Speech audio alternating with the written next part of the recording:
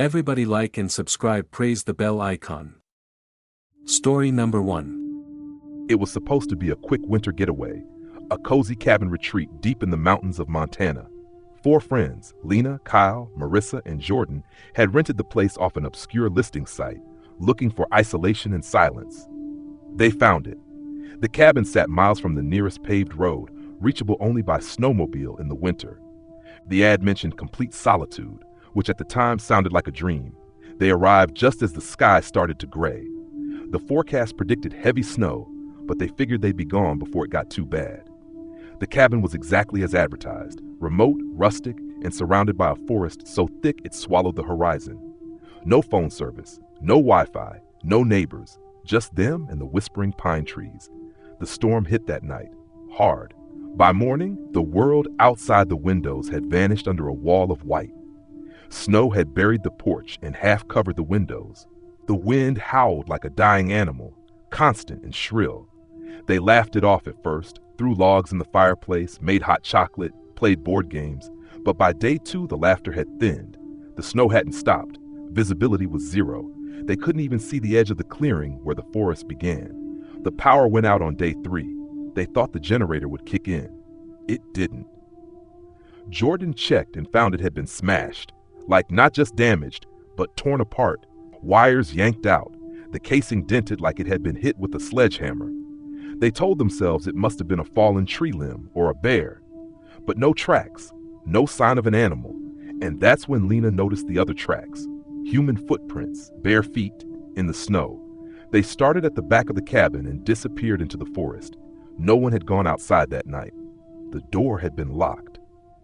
But the prints were real. Long, narrow, with toes dug deep into the snow. They slept in shifts that night, huddled close to the fireplace.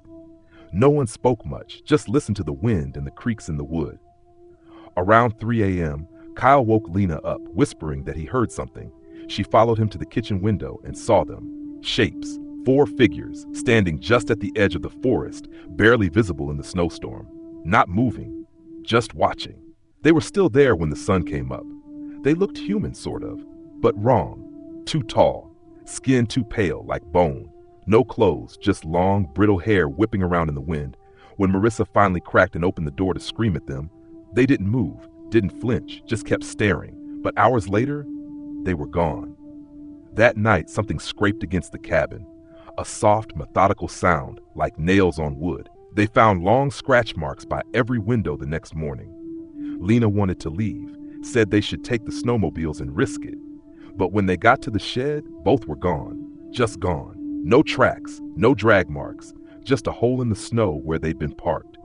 That night, Marissa vanished. They woke up to the sound of the back door banging in the wind. It was wide open. The snow had drifted halfway into the kitchen. Her boots were still by the fire, her coat too. No note, no scream, just gone. They found more footprints, bare feet again. This time 2 sets, leading off into the trees. One was hers. They didn't sleep. They just sat by the fire, weapons in hand, knives, a bat, a fire poker. The storm was still raging, no sign of rescue, no cell signal. The next night, Kyle started mumbling. He kept saying he saw Marissa outside, that she was calling to him, that she wasn't cold, that she was smiling. They tried to restrain him, but he broke Lena's nose and ran out barefoot into the snow. Jordan tackled him halfway across the yard, and they dragged him back in, screaming. He died that night, not from the cold. His body was warm when they found him, but his face was frozen in horror, his eyes wide, mouth open, like he'd seen something while they slept. That left Lena and Jordan. On the 7th day, the storm stopped. Dead silence. They dared to go outside, bundled in everything they could wear. The trees were still. The sky was a colorless gray. They hiked for hours looking for help, following a vague GPS direction Jordan managed to get when the signal flickered to life for just a second. But something followed them. They kept hearing it, a crunch in the snow just behind them, always just behind. When they turned, nothing.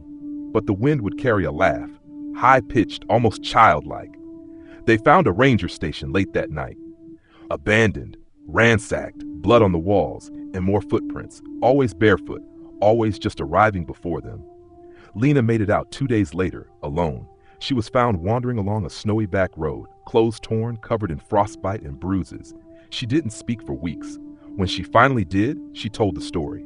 They didn't believe her, said Jordan probably got lost, said the snow drove her mad, but when they went back to the cabin, it was gone. Completely. No debris, no foundation, no sign it had ever existed, just an open, snow-covered field ringed by forest. And the strangest thing, the snow there never melts, even in summer. Story number 2. In February of 1997, a 52-year-old amateur radio operator named Walter Henley disappeared during a record-breaking blizzard in northern Maine. He was a survivalist type, lived alone in a small, insulated home about 12 miles outside the town of Millinocket, the kind of man who prided himself on not needing anyone. He was last seen at the general store 2 days before the storm hit, bought a few cans of soup, batteries, a new antenna for his ham radio, and a fifth of cheap whiskey. People knew Walter could ride out anything, so when the snow hit, dumping nearly 4 feet in under 2 days, no one worried too much, until the third day. That's when a fellow operator in Pennsylvania, some 600 miles away, picked up a strange transmission on the frequency Walter usually used. It was short, static-filled, and deeply garbled, but a few words came through clearly. Not alone here. Then a long pause, something in the snow, and then screaming. It was dismissed as interference, static, a hoax. But the Pennsylvania operator knew Walter's voice. He logged it, called the sheriff, and insisted someone check on him. It took 2 snowmobiles and a plow to reach Walter's cabin. The path had been obliterated by drifts and fallen trees. When they arrived, they found his door hanging wide open, snow piled up inside, the fireplace out, and the house colder than outside. But that wasn't the strange part. The radio was still on. It buzzed faintly with static. Mike pressed down like someone had been trying to talk until the last second. There was blood, tiny droplets, frozen in a trail from the cabin out into the woods. No footprints, no boot prints. Just drops of blood, perfectly round, perfectly spaced, going on for over a mile and then stopping, just stopping. There were signs Walter had barricaded himself inside, furniture against windows. A hunting rifle by the door, 2 rounds missing, scratches gouged into the back door, like someone or something had tried to claw their way in. Deep scratches. The sheriff's department did a formal search. Dogs wouldn't go more than 50 feet into the woods before whining and turning back. One collapsed on the spot and refused to move. They never found Walter. Weeks later, during the spring melt, a hiker reported seeing something twisted high up in a tree, a good 30 feet off the ground. It was Walter's radio antenna, bent, jammed into the bark like it had been driven in with inhuman force. No footprints around it. Locals started whispering about the old Wabanaki legend, the Snow Watchers, spirits that stalk the forests in the dead of winter, feeding on loneliness and madness. They say if you speak aloud while alone in a blizzard, they hear you. And once they know your voice, they never stop listening. Every year since, on the anniversary of Walter's disappearance, someone reports a strange radio signal in the area. Sometimes it's static, sometimes it's crying. One year, someone claimed they heard a voice whisper, "Don't answer, they'll hear you too." No one ever goes back to that cabin site, and no one in Millinocket speaks Walter's name after dark anymore. Story number 3. In January of 2004, 5 graduate students from Vermont took a weekend research trip up into the Northeast Kingdom, one of the most rural, forested parts of the state. Their plan was to study colonial burial grounds and folklore, part of a historical anthropology thesis. They rented a historic hunting lodge that hadn't been used in years, old place from the late 1800s, 2 stories, hand-carved beams, and a stone fireplace that took 2 hours just to get going. The caretaker, an old man from the town of Island Pond, warned them about incoming snow and told them the house had a reputation. "Just stories," he muttered. "But still, don't go in the basement." They laughed it off. The first night was uneventful, cold but peaceful. The second night, the storm came in fast and hard, whiteout conditions by 6 p.m., and the roads were completely buried by midnight. They were officially snowed in. The power went out not long after, leaving them with just the fireplace and a few lanterns. Around 2 a.m., they heard footsteps above them. Heavy, deliberate, pacing footsteps, upstairs. But all 5 of them were downstairs at the time, huddled near the fire. For a moment, they just stared at each other, unsure if they'd all heard the same thing. Then the steps stopped. They grabbed a lantern and searched the second floor. Nothing. Dust-covered bedrooms, sealed windows, no signs of anyone. But one door at the end of the hallway was open just a crack. Even though they swore it had been closed earlier, the room behind it was empty. That night, no one slept. By morning, one of them, Melissa, said she dreamed of a woman in the hallway, just standing there. Long, soaked dress, hair covering her face. She thought it was sleep paralysis, until she noticed her socks were wet when she woke up. On day 3, strange things started happening. Items moved. The lantern flickered even when it was full. And someone or something kept knocking on the front door. Just 3 soft knocks, no footprints outside. Then they found the basement door unlocked. One of them, Josh, insisted he'd locked it on the first night and even jammed it shut with a chair. But the chair was halfway across the room now, and the door sat slightly ajar. A cold draft was seeping up from below. They opened it. The stairs creaked as they descended, and the air smelled foul, wet earth, mildew, and something metallic. The basement was mostly empty, except for a pile of old wooden crates and what looked like a hand-dug tunnel at the far end of the room. It was barely wide enough for a person to crawl through. Scratched into the wall beside the tunnel in faint, clumsy letters were the words, "Don't follow her." They went back upstairs and tried to forget it. But that night, Melissa was gone. The front door was wide open, snow drifting in, and her boots were still by the fire, just like in her dream. They searched, screamed her name, lit every lantern they had. No answer. But there were tracks, bare feet leading from the fireplace to the front door, then into the woods. They waited for hours, hoping she'd return. She didn't. On the 4th day, with the snow still falling, they heard singing from the tunnel.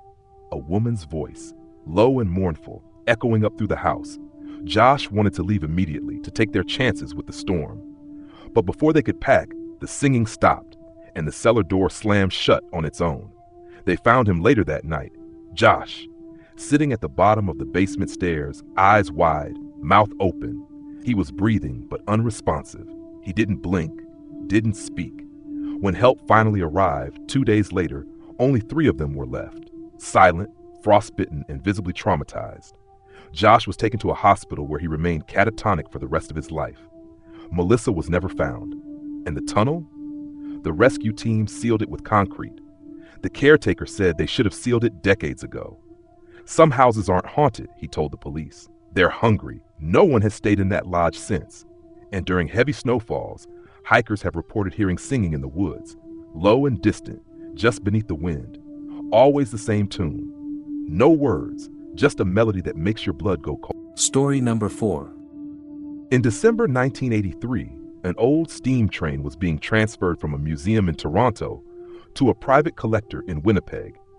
It was a ceremonial piece, never meant to be used again. Just an antique engine and 2 passenger cars. The transport company assigned 3 men to escort the train for the 3-day journey through the Canadian wilderness. They were instructed to stop overnight at an isolated switching station near Kenora, where the tracks ran through miles of uninhabited forest. The storm hit just as they arrived at the station. It came out of nowhere. Walls of snow slamming against the windows, howling winds, sub-zero temperatures. The switching station had a tiny crew bunkhouse attached, a stove, 2 bunks, and not much else. The 3 men, Rick, Danny, and Jules, decided to wait out the worst of the storm before moving on. That night, the radio cut out. First just static, then nothing. Rick went out to check the lines and came back white-faced. Not from the cold. He said there were footprints, bare feet again, walking up and down alongside the length of the train. They were long, deep, but only going in one direction, toward the engine. Danny and Jules thought he was just rattled, but he wasn't the type to scare easy. They all heard it an hour later. The train whistle. No one had touched the engine. It wasn't connected to a power source. But the whistle blew loud and sharp, echoing through the trees. The 3 of them rushed out into the blizzard, thinking maybe something had shorted. But the engine was cold, dead. No lights, no signs of life, just snow and the faint smell of smoke. That's when they saw someone, through the snow between the cars, a figure, a woman, walking slowly along the length of the train, wearing a black dress from another century, long and torn, dragging in the snow. No coat, no shoes. Her skin pale blue from the cold, her eyes wide and unblinking. They called out. She didn't react, just walked toward the rear car and vanished behind it. They followed, thinking maybe she was in shock, but when they rounded the last car, there was nothing. No one. Not even footprints. That night, Jules disappeared. They woke to find the bunk empty, the door wide open, the wind howling through. Rick and Danny searched the tracks, the trees, the snowbanks, but there was nothing except a single trail of footprints, bare just like before, leading toward the train. And in the frost on one of the passenger car windows, someone had drawn a symbol. Not a word, not a number, just a spiral, over and over again. By dawn, Rick was acting strange. Said he could hear the train running, even though it wasn't moving. Said he saw lights inside the cars. Said someone was knocking from the inside. Danny begged him not to go back out, but Rick just smiled, walked into the snow. Danny never saw him again. When the storm finally passed 3 days later, rescue crews found the switching station completely abandoned. The train was still there, untouched, but the inside of the cars had changed. Dusty before, now they were immaculate. Lamps lit, seats cleaned, like someone had polished every inch, and every window was fogged up with breath from the inside. On the floor of the rearmost car was a spiral drawn in ash, and written beneath it, in tiny, uneven letters, "Tickets, please." No sign of the men. No evidence of foul play, just their gear left behind, and that symbol. The collector refused to take the train. Said he'd found another piece. The museum wouldn't accept it back, either. Too many stories. Too many problems. So the train was left on a dead-end track deep in the woods, where no one goes anymore. But during heavy snowstorms, people still report hearing a whistle in the night, the kind that sounds like it's coming closer. And if you listen long enough, they say you might hear footsteps in the snow outside your window. Just one set, slow, barefoot, headed toward. Story number 5. In January of 2011, a woman named Claire Hendricks went missing while visiting her family's remote cabin in northern Wyoming. She was 29, recently divorced, and taking time off work to clear her head. The cabin was deep in the Bighorn Mountains. No electricity, no cell reception, no neighbors for miles. Her plan was simple: a week alone in the snow to read, write, and reset. She checked in with her sister every evening using a shortwave radio the family had used for years. On the third night, her message was strange. Her voice was quieter than usual, and she paused often, like she was distracted. She said, "I think someone's been inside." Her sister asked what she meant. Claire said things felt off. The woodpile was smaller. Her boots were wet in the morning when she hadn't worn them. The axe she left by the door was on the other side of the porch, she said. "Maybe I'm just being paranoid." That was the last anyone ever heard from her.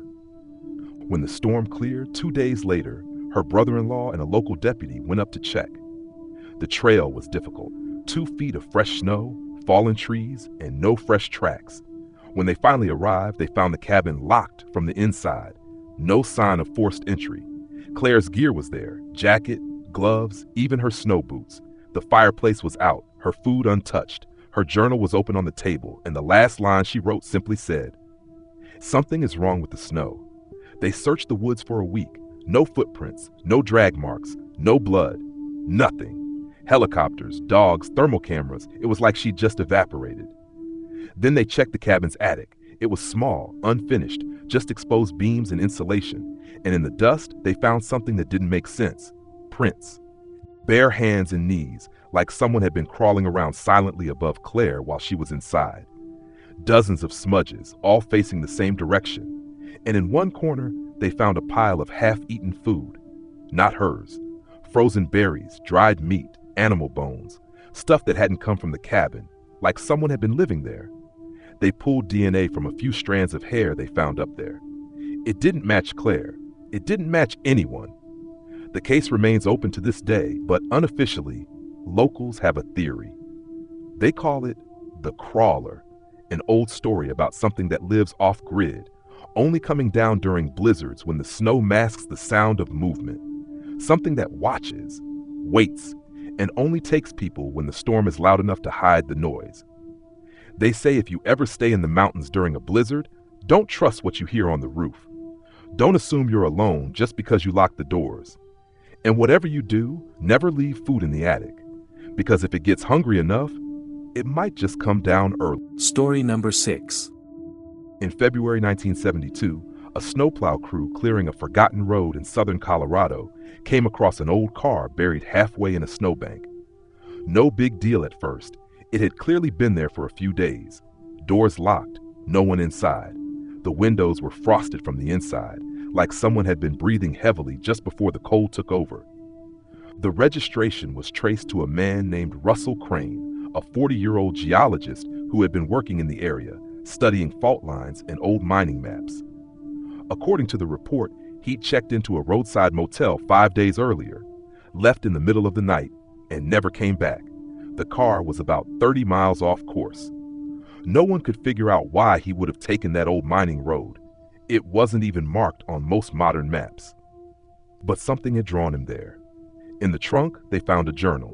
It started off normal, field notes, rock samples, a few sketches. But by the last few pages, the tone shifted. The trees are wrong here. No animal tracks, not even birds. Something watches at night. I see movement, but no sound. There was a door in the snow. I opened it. That last line was scrawled violently over and over again until it tore through the page. And after that, nothing. They followed the road deeper into the woods and found what Crane had marked on his map, a strange depression in the snow. A perfect square, maybe 12 feet across, no structure, no ruins, just a spot where the snow never piled up like the rest of the forest. Just a thin sheet of powder, and below that, solid stone, almost like a sealed hatch. It was smooth, too smooth, no cracks, no handle, no seams. The team marked the location and left. But 2 days later, one of the plow drivers, Luis Ortega, went missing. Last seen parked near the site on his lunch break. His plow was running, doors open, radio hissing static, no tracks leading away from the vehicle. Search teams found nothing, no sign of a struggle, no blood, nothing disturbed, except that square patch of stone. It had frost across it now, like it had been touched. They called in a geologist, a retired professor from Boulder, who came up just to see the site.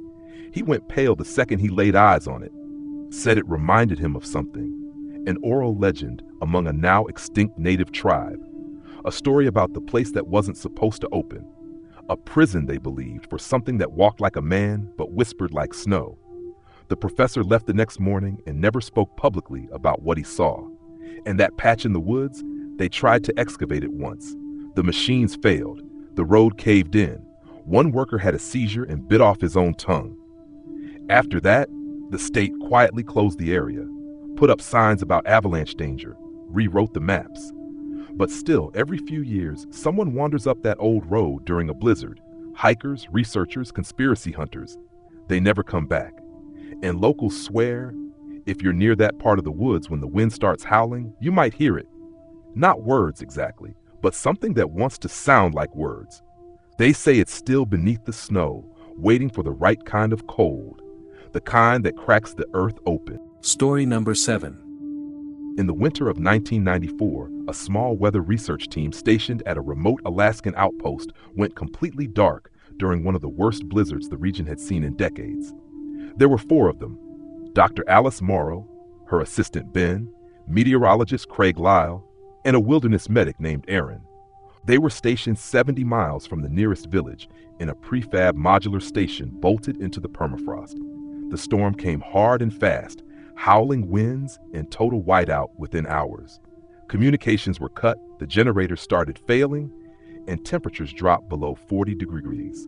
On day 2 of the storm, Ben wandered outside without his coat or boots, just stepped into the snow and kept walking until he vanished into the white. No one knew why. Alice found a message scrawled on the glass wall of the observation room later that night, written with a shaky finger from the inside. It's inside, but it doesn't open doors. They thought Ben had written it before he left, but the handwriting didn't match his, and Alice swore she'd been the last one in that room. By day 3, food was low. Erin was starting to unravel. She kept staring at the air vents, swearing she heard breathing in them. Craig insisted they stay put, that help would come, that exposure would kill them faster than anything inside. Then Alice caught him trying to pry open the hatch to the crawl space beneath the station. He was barefoot too, muttering something about needing to feed the cold before she pulled him back. That night, something did get in.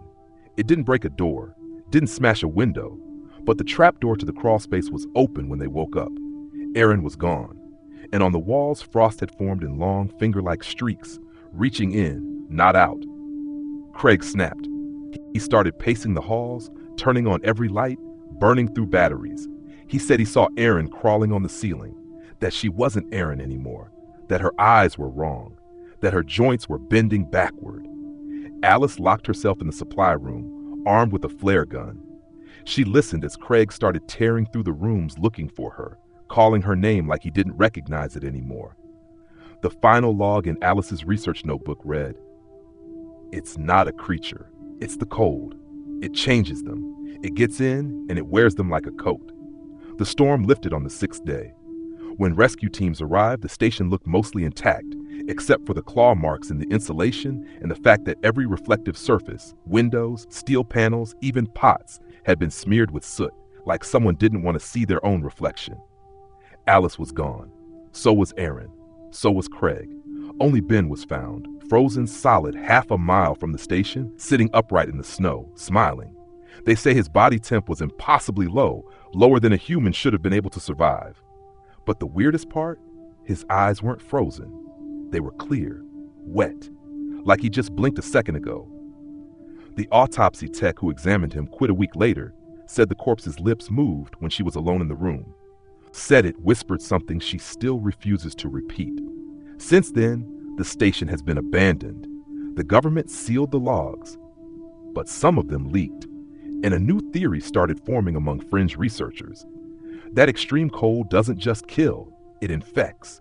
And if you're trapped with it long enough, it doesn't let you leave alone. Story number 8. In 1986, a park ranger named Thomas Nagel was stationed at a seasonal outpost near the edge of the White River National Forest in Colorado.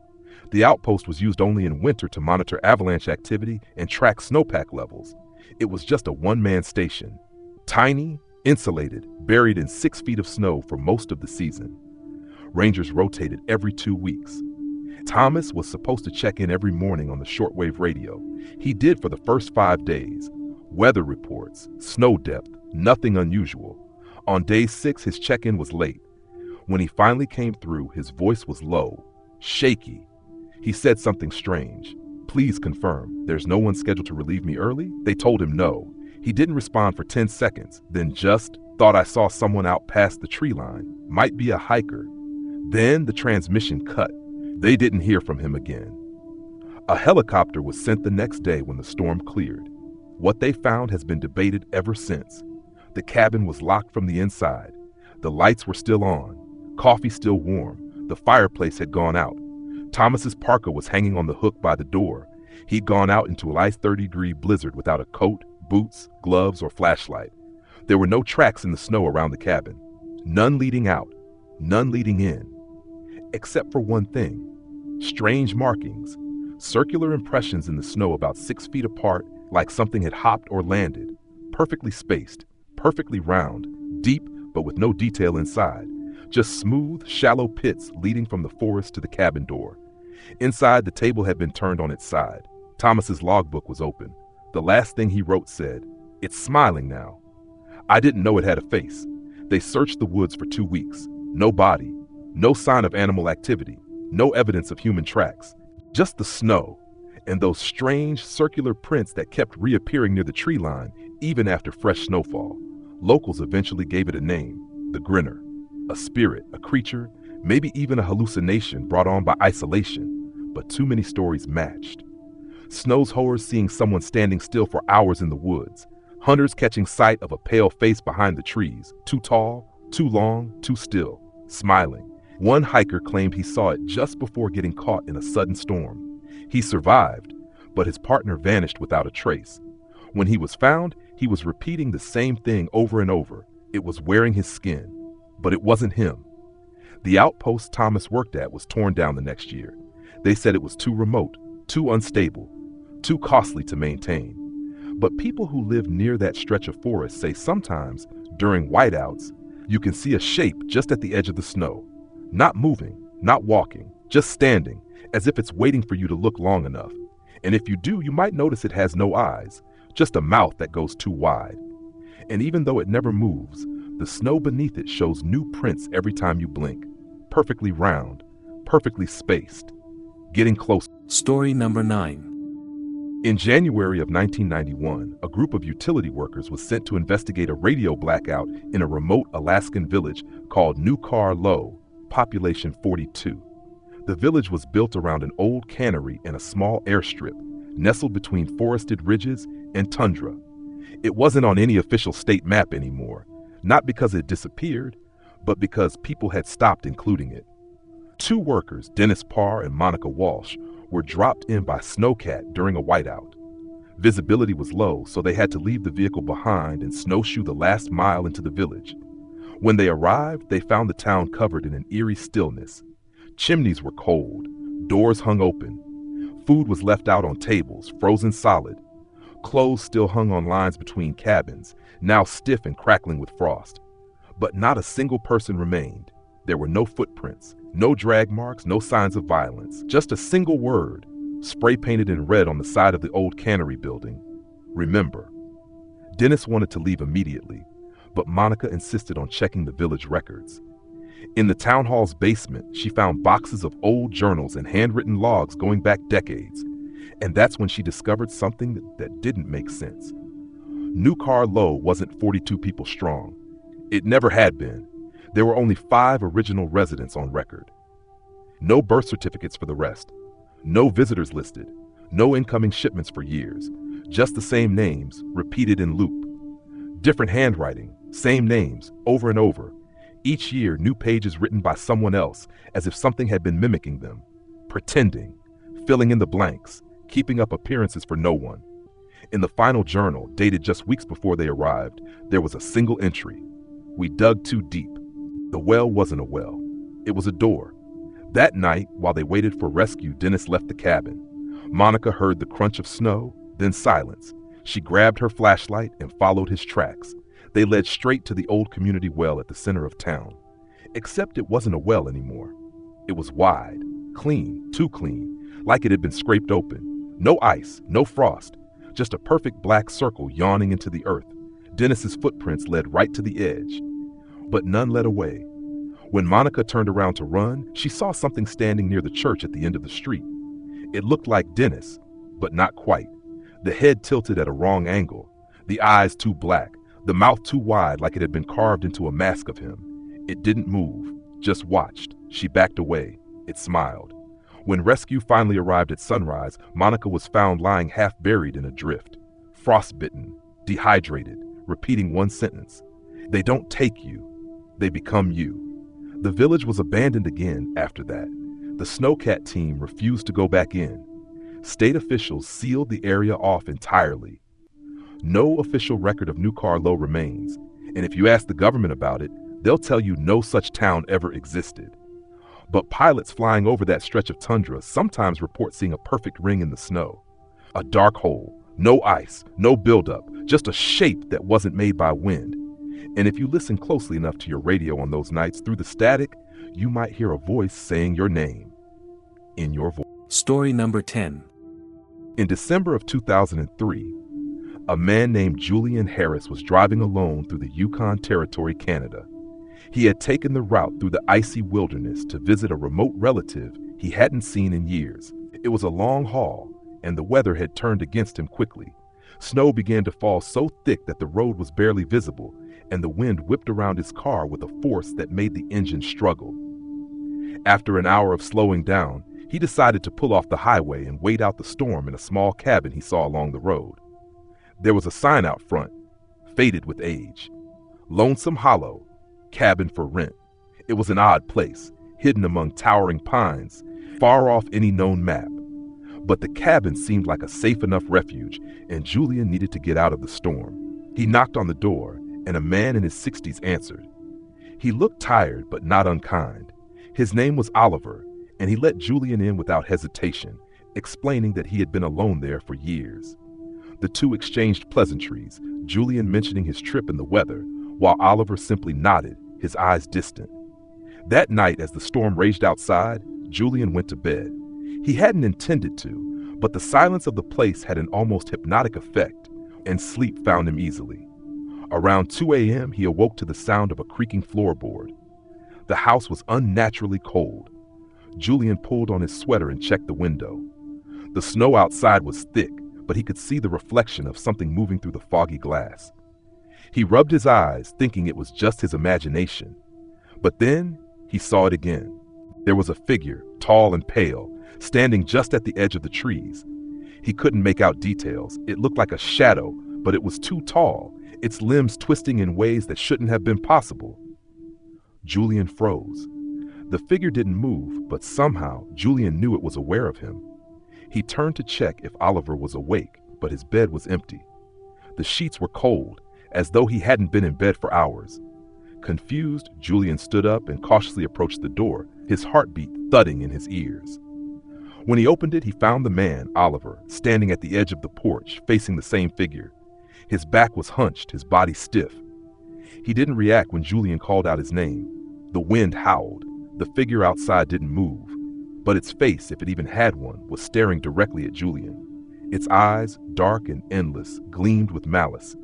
There was a feeling of dread, no, something worse than dread, that clung to the air. Oliver suddenly turned to face Julian. His eyes were vacant, empty. A smile that seemed too wide stretched across his face, the skin contorted unnaturally. "It doesn't want you to leave," Oliver whispered. "It never does." In that moment, the wind stopped. The snow seemed to freeze midair. Julian's mind began to fracture. The figure, whatever it was now standing closer, not even 10 feet from the porch. He could hear whispers, distant voices coming from the creature, like 1,000 souls trapped beneath the ice. Julian's instincts screamed at him to run. He grabbed his keys, but as he turned to flee back inside, he saw something even worse. The man Oliver was gone. In his place, standing where Oliver had been, was a twisted, grotesque version of him. His arms hung too long, and his face was stretched and frozen in an unnatural grin. He made no sound, but the same icy whisper filled "It's already too late." Julian bolted back into the cabin and slammed the door. His breaths were ragged, his mind unraveling.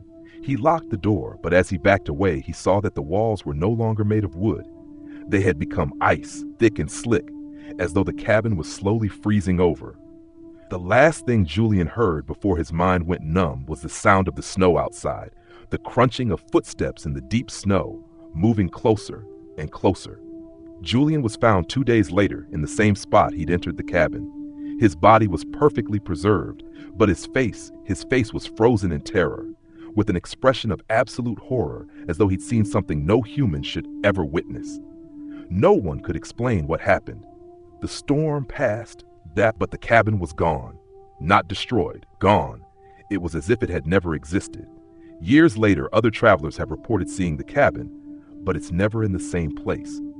And always, when the snow begins to fall too thick, a shadowy figure can be seen standing in the distance, waiting, watching. The locals say the thing in the snow doesn't want you to leave. If you look at it too long, it'll find a way inside your mind. And once it has you, there's no escaping the blizzard.